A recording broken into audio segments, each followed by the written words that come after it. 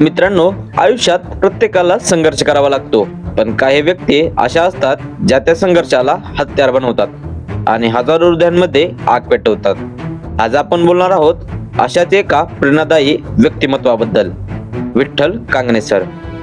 त्यांचा जीवन प्रवास तुम्हाला रडवेलही, हसवेलही आणि सर्वात महत्त्वाचं तुमच्या अंगात ऊर्जा भरेल। विठ्ठल कांगणे सरांचा जन्म एका साध्या कुटुंबात झाला। घरची परिस्थिती फार चांगली नव्हती, पोटापाण्याच्या चिंतेत दिवस जात होते, पण हाच संघर्ष त्यांना वेगळा बनवणार होता। लहानपणापासूनच शिकवण्याची जिद्द, स्वतःला काहीतरी करून दाखवायचं हे स्वप्न आणि आयुष्य बदलायचं ध्येय त्यांच्या मनात सतत होतं। शिक्षणासाठी साधन कमी होती, पण इच्छाशक्ती अपार होती। याच ध्येयामुळे त्यांनी आयुष्यातील प्रत्येक अडथळा पायरी बनवला। शाळा कॉलेजमध्ये शिकताना अनेक अडचणी आल्या, पण सरांना पहिल्यांदाच व्यासपीठावर बोलण्याची संधी मिळाली आणि त्या क्षणी त्यांनी लोकांच्या मनात ठसा उमटवला। त्यांना उमगलं, हेच माझं क्षेत्र आहे। लोकांना प्रेरणा देणं, त्यांचं जीवन बदलणं। जीवन महत्वाचं आहे, मरणं हा पर्याय नाही। रडायचं नाही, लढायचं, असं म्हणणारे सर तेव्हापासून लोकांचे आवडते झाले। प्रत्येक भाषणानंतर श्रोते डोळ्यात पाणी घेऊन उभे राहायचे आणि मनापासून टाळ्या वाजवायचे। सुरुवात लहान कार्यक्रमांपासून झाली।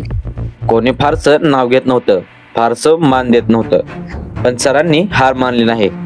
हळूहळू त्यांच्या विचारांचा प्रकाश पसरत गेला आणि मग सुरू झाली स्वामी विवेकानंद करिअर अकॅडमी परभणी। इथे त्यांनी शेकडो विद्यार्थ्यांना मार्गदर्शन केलं, त्यांना योग्य दिशा दाखवली। सरांचं एक एक भाषण म्हणजे जणू आयुष्य बदलण्याचं शस्त्रच। लोक म्हणू लागले, कांगणे सर बोलतात तेव्हा मनाला आग लागते। सरांचं व्यक्तिमत्व म्हणजे धैर्य, साधेपणा आणि जिद्दीचं उत्तम मिश्रण आहे।